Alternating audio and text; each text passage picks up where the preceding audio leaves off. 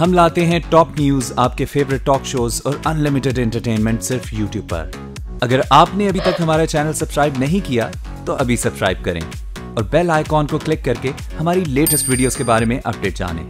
Subscribe कीजिए और हम आपको लिए चलेंगे आपकी फेवरेट वीडियो की तरफ।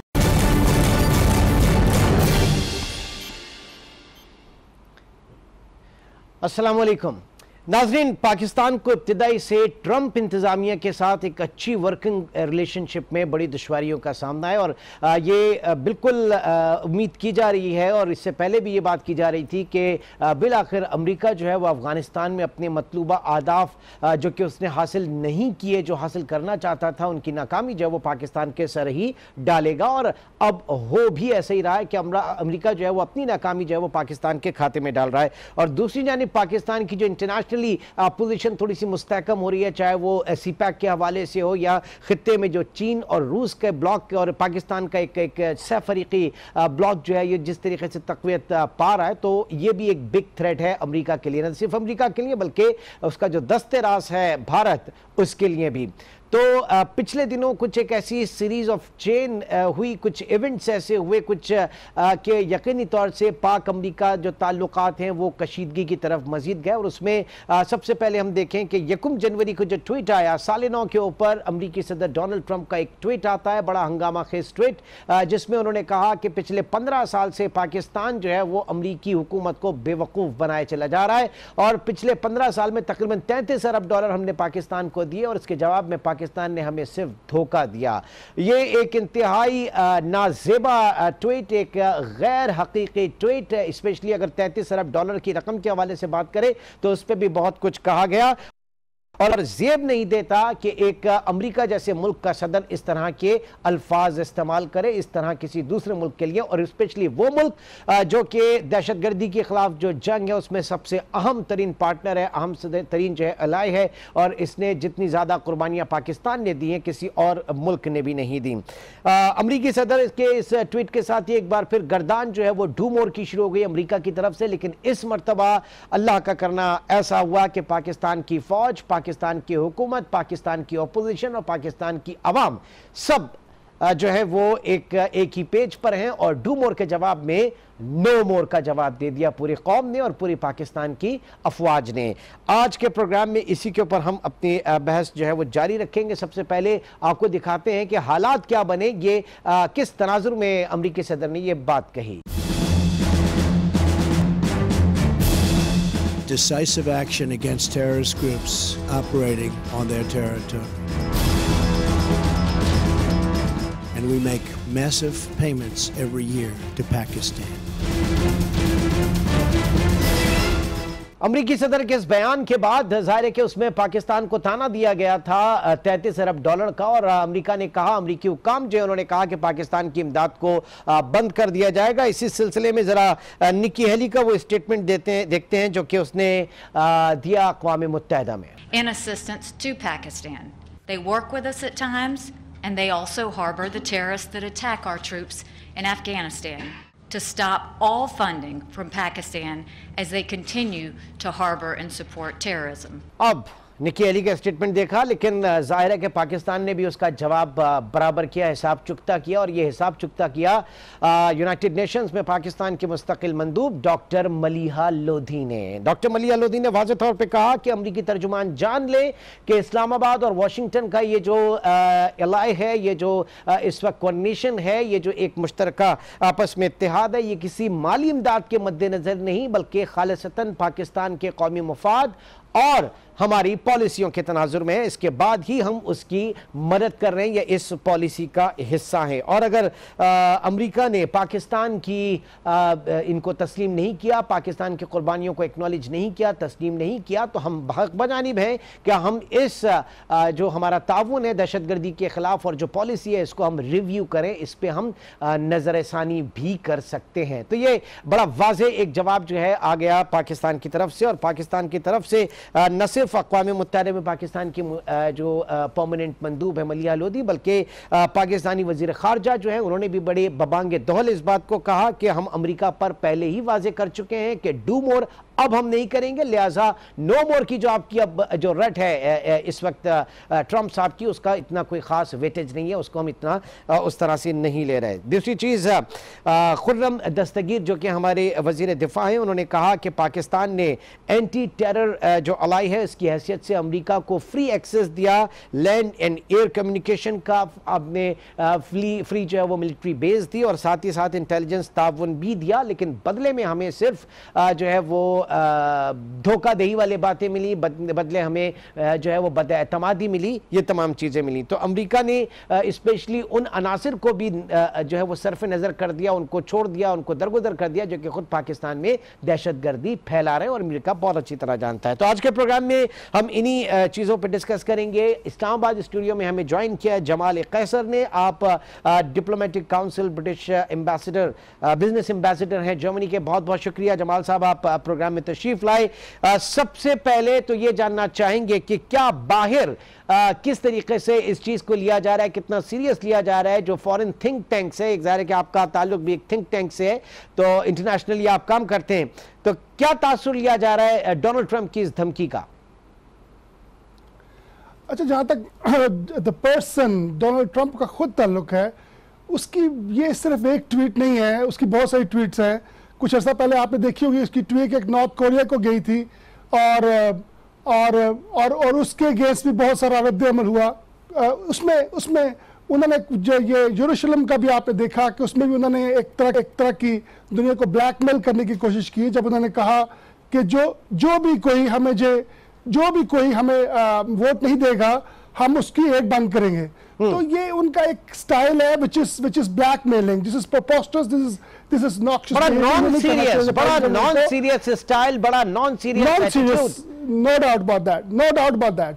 अब इसका लेकिन ये कि अब इसमें दूसरा पॉइंट ये आता है, इंटरनेशनली तो लोग उनको डोनाल्ड ट्रंप को बहुत सीरियस नहीं लेते, ना यूरोप में लेते हैं, ना अमेरिका में लेते हैं, एज ए प्रेसिडेंट उनको लेते हैं। लेकिन दूसरी तरफ आप ये भी देखें कि this man is commander and chief, और उनके पास 24/7 एक बटन है जिसको वो दबाएं तो न्यूक्लियर वेपन्स ऑन हो जाते हैं।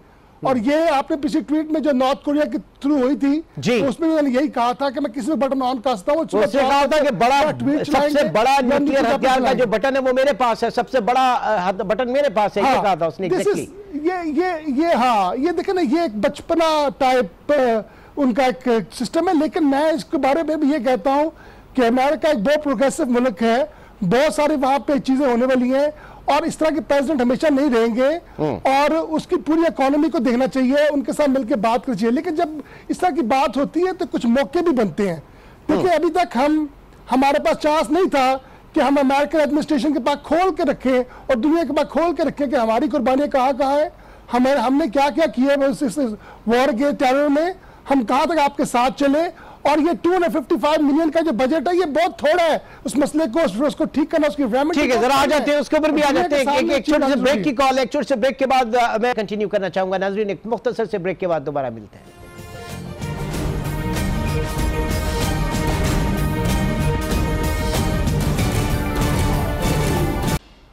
वेलकम बैक जी। जमाल साहब, आप कंटिन्यू कीजिएगा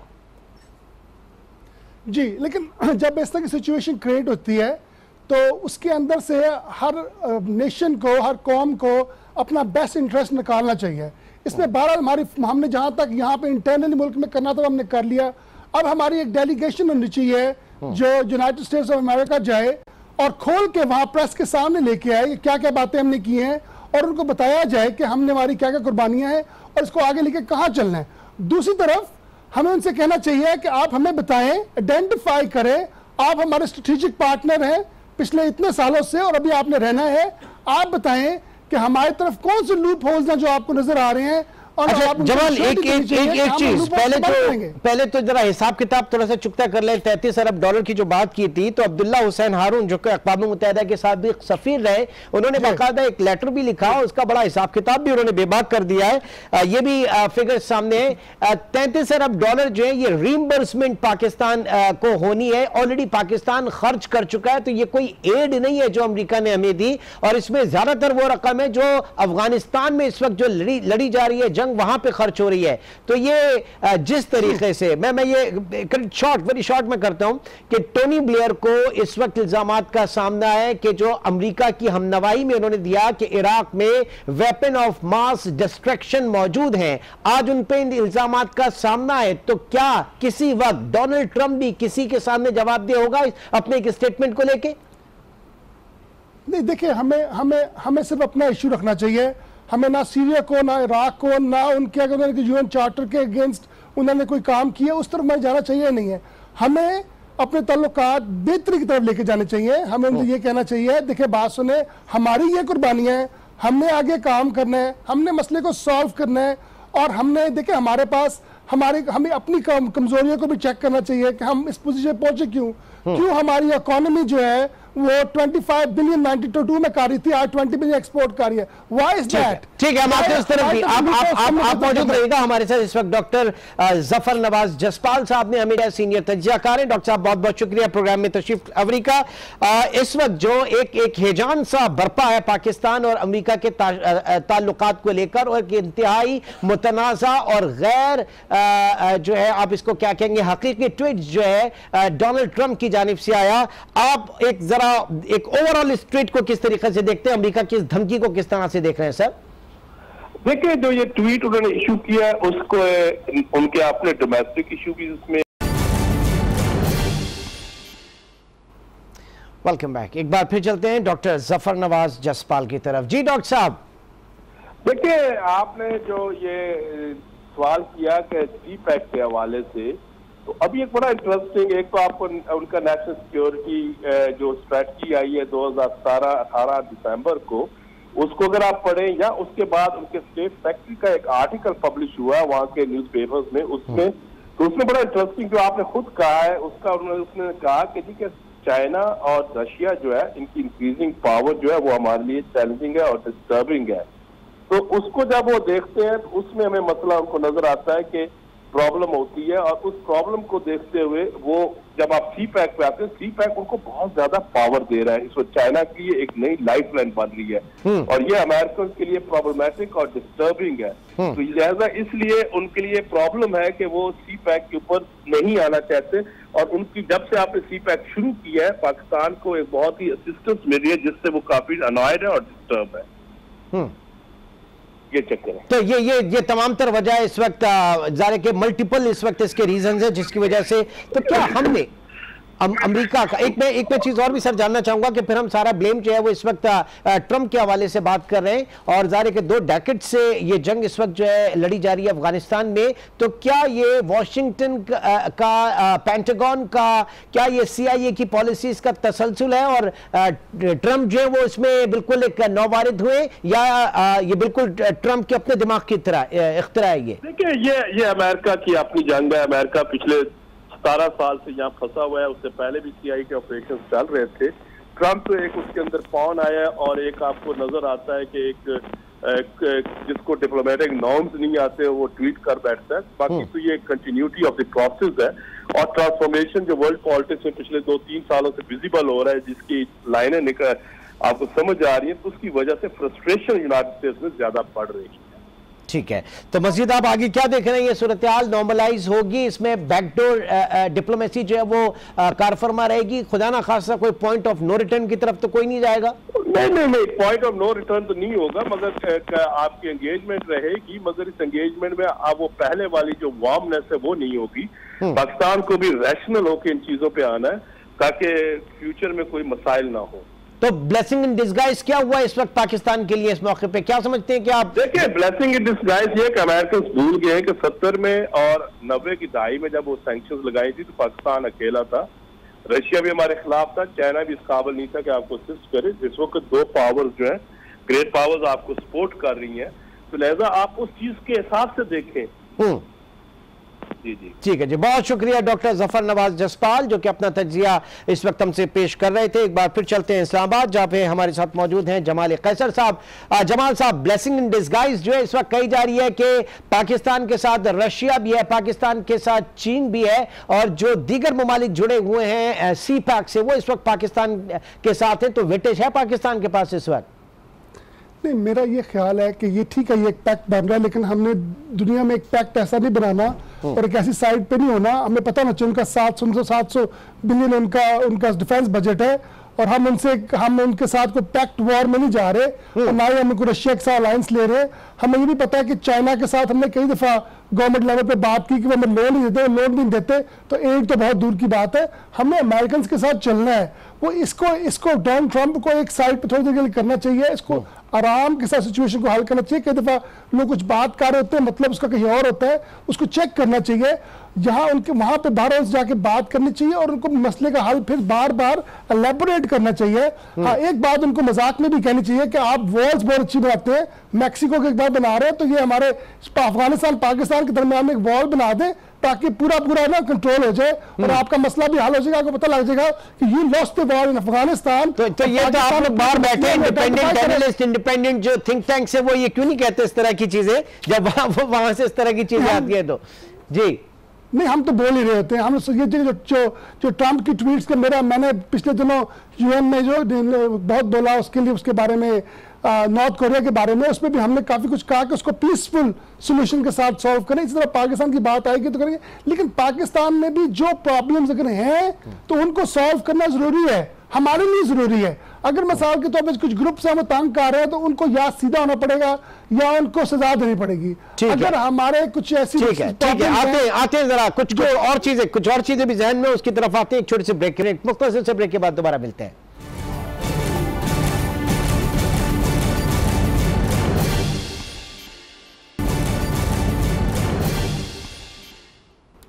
वेलकम बैक। एक बार फिर चलते हैं इस्लामाबाद, जहां जमाल कैसर साहब मौजूद है। जमाल साहब, आपने बिल्कुल सही कहा, हमें भी अपने हाउस को ऑर्डर में करना होगा, चीज़ों को तरतीब देना होगा, सही करना होगा।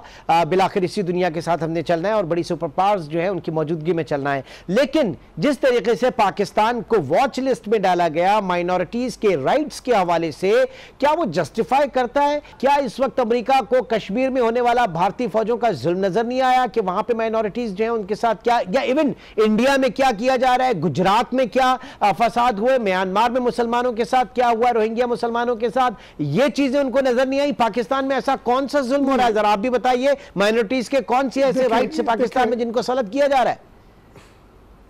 देखिए, बात यह है कि ये जो उन्होंने कहा है ना कि रिलीजियस फ्रीडम के लिए हम आपको एक वॉच लिस्ट में डाल रहे हैं, इसके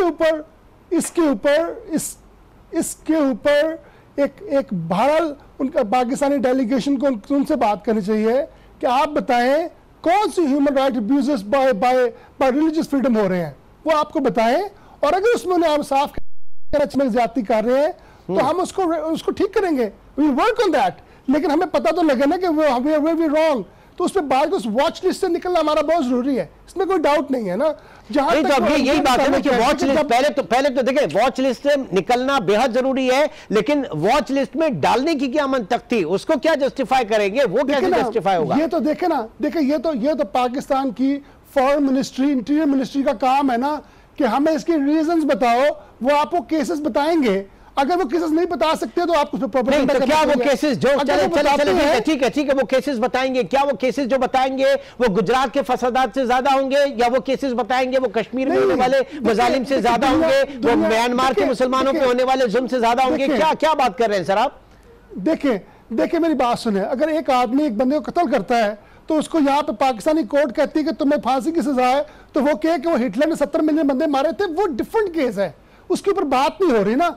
वो आप हिटलर का जमाना तो उधर का था, ये तो मैं अभी असरे हाजिर की बात कर रहा हूँ। नहीं, मैं आपको वैसे कह रहा हूँ, मैं वैसे कह रहा हूँ कि वो एक डिफरेंट केस है, उसको आप एक साथ मिक्स नहीं कर सकते। हाँ, आप ये कह सकते हैं सर, ह्यूमन राइट्स वायलेशन के हवाले से माइनॉरिटीज की वायलेशन के, अच्छा आप बताइए, क्या आपने कभी ऐसा सुना कि पाकिस्तान में इस तरह से हुआ हो अक़लियतों के साथ?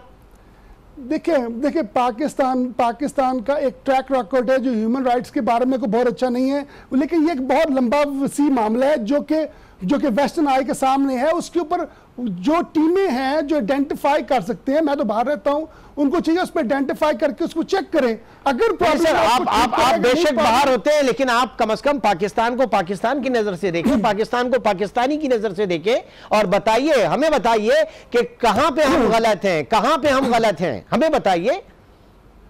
देखें उसमें कई दफ़ा कुछ और तरह की केसेस होती हैं जो मिसाल के तौर पे लोग जिसको गलत मिसयूज भी कर रहे होते हैं, लॉ को मिसयूज भी कर रहे होते हैं, बहुत तरफ से चीजें चल रही होती हैं। लेकिन ये उनका काम है जिन्होंने इल्जाम लगाया है कि वो आपको बताएं कि कौन से लॉ में हमें प्रॉब्लम लग रही है ताकि हम उस पर नजरसानी करें। उनका काम है ना। लेकिन नहीं, तो ये तो हम चाहेंगे, ये तो आप भी लिखिए ना सर, ये तो एक जर्मन थिंक टैंक है, वो भी लिखे कि बाबा ठीक है पाकिस्तान को डाल दिया, पाकिस्तान के लिए निकलना बहुत बहुत जरूरी है, लेकिन उससे पहले ये बताओ कि डाला क्यों, ये भी तो उनसे पूछा जाए, आप लोग भी तो पूछे उनसे। देखे लेकिन जिसकी जो भी उसकी रिसर्च करेगा उसको कोई ना कोई पॉइंट्स तो मिलेंगे ना। तो वो उसको चेक करना चाहिए। हम नहीं समझते कि जो भी पॉइंट्स उनको मिलेंगे वो इतने ज्यादा वैल्यूएबल होंगे कि जो वो गुजरात के फसादात का मुकाबला कर सके, वो कश्मीर में होने वाले मजालिम का मुकाबला कर सके, जो रोहिंग्या में होने वाले मजालिम का मुकाबला कर सके, कि वहां पे उनको उनकी हुकूमतों को कोई वॉच लिस्ट पे नहीं डाला, पाकिस्तान को वॉच लिस्ट पे डाल दिया माइनॉरिटीज के हवाले से। नहीं देखे जो कश्मीरी फसादात हैं जहां पे जो ऑक्युपाइड जो हमारा लैंड है उसकी भी बहुत सारी रिपोर्ट्स हैं इंटरनेशनल, वो भी बहुत सारी वॉच लिस्ट के अंदर है, ऐसी कोई बात नहीं है। और जो बाकी जगह पे हो उसमें भी काफी जगह हम बात कर लेते हैं मेरे ख्याल से। और ये आपका रोहिंग्या के बारे में आपको खुद पता है कितनी वॉच लिस्ट में, बल्कि यूएन ने कहा है कि ये बहुत सख्त जुल्म हुआ है वहां पर, यूएन बहुत बोला गया, ऐसी बात नहीं है। लेकिन एक आदमी कत्ल करता है, वो इसको एक कत्ल के लिए भी वॉच लिस्ट पे डाला जाता है, 100 कत्ल पे भी डाला जाता है, लेकिन उसको आइडेंटिफाई। अच्छा, अब ये बताइए क्या इसमें कुछ नहीं, मैं ये जानना चाहूंगा कि क्या अमेरिका जो है इस वक्त, बात यह है कि एक नॉन सीरियस स्टेटमेंट को किस हद तक सीरियस लेकर लिया जाए, क्योंकि इसमें ब्लेसिंग इन डिस्गाइज ये है कि पूरी पाकिस्तानी कौम, पाकिस्तानी अफवाज, पाकिस्तानी हुकूमत, पाकिस्तानी ऑपोजिशन सब एक पेज पे है और सबका ये कहना है कि क्या कहते हैं, नो मोर की तरफ अब हमें, अब डू मोर जो है वो आपकी तरफ है। आप अफगानिस्तान में, हमने अपना काम किया, हम आपकी जंग दूसरे इलाकों में जाके नहीं लड़ेंगे, हमारे लिए पाकिस्तान का अपना मुफाद जो है वो ज्यादा अजीज है। हम कैसे अमेरिकन मुफाद को अपने मुफाद के ऊपर तरजीह दे दें? इसमें तो कोई शक नहीं है, वो तो उनको आप आराम से जाके बात करेंगे ना। जी प्लीज बोलिए। पर उस पर तो आराम से जाके बात की जाएगी ना। वो ये तो कह ही नहीं रहे इस वक्त। वो इस वक्त ये कह रहे हैं कि आपके मुल्क में टेररिज्म हो रहा है, जो कल कादरी साहब ने कहा है कि हम टेररिज्म को मानते नहीं, हम तो पीसफुल लोग हैं, हम तो पीस चाहते हैं, हम इंडिया के साथ पीस चाहते हैं, कश्मीर के साथ पीस चाहते हैं, अफगानिस्तान के साथ पीस चाहते हैं, अमेरिका के साथ पीस चाहते हैं। अमेरिका एनडीएस की एक्टिविटीज को नहीं देख रहा पाकिस्तान में, रॉ की एक्टिविटीज को नहीं देख रहा पाकिस्तान में, कुलभूषण जाधव के स्टेटमेंट को, एतराफी बयान को नहीं देख रहा पाकिस्तान में जो इतना डिस्टेबलाइज किया गया है, अमेरिका इस चीज को नहीं देख रहा। अमेरिका ये देख रहा है कि पाकिस्तान जो है वो दुनिया को गैर मुस्तहकम कर रहा है। देखिए, ये आपकी जो बात है ना, इसकी आप एनालिसिस में आप जिस पॉइंट पे आप निकाल रहे हैं ना, वो एक और पॉइंट है। आप ये कह रहे हैं कि इसकी क्या वजह है कि हम पे ज्यादा प्रेशर है। उसकी वजह पता क्या है? उसकी वजह ये है कि आप अगर 92 में चले जाएं, 92 में हमारे जो डोमिनेटर अगर एक्सपोर्ट ले लें तो हमारी एक्सपोर्ट है 25 बिलियन। आज हमारी एक्सपोर्ट है 20 बिलियन इतने सालों के बाद। और हमारी पे कैपिटा जो आज नेक्स्ट प्रोग्राम में जरा आंकड़ों के ऊपर बात कर लेंगे, पाकिस्तान की मुआशी कारकर्दगी के हवाले से बात कर लेंगे, तमाम चीजों को। लेकिन जाहिर है कि इस वक्त की कमी जो है वो बड़ी आड़े आ रही है। जमाल खैसर, बहुत शुक्रिया, आप प्रोग्राम में शरीक रहे। इसी तरीके से डॉक्टर जफर नवाज जसपाल ने भी आज के प्रोग्राम में अपना तज्जिया पेश किया। बात सिर्फ इतनी है कि ये एक अमेरिकन स्टेटमेंट, इंतहाई गैर दानिशमंदाना अमेरिकन प्रेसिडेंट का एक स्टेटमेंट, लेकिन अच्छी बात यह है कि इस एक स्टेटमेंट ने पूरी कौम को यकजा कर दिया। और हमारे जो चीन हमारे साथ खड़ा है, और आपने देखा कि उनके इस ट्वीट के फौरी बाद जो है वो चीन की तरफ से एक स्टेटमेंट आ गया था पाकिस्तान के हक में। इंशाल्लाह आने वाला वक्त जो है वो पाकिस्तान के लिए बहुत अच्छा साबित होगा। इसी हवाले से हम इसी के लिए दुआ गो भी हैं, और इंशाल्लाह आपसे फिर मुलाकात होगी। अपना बहुत ख्याल रखिएगा। अल्लाह हाफिज।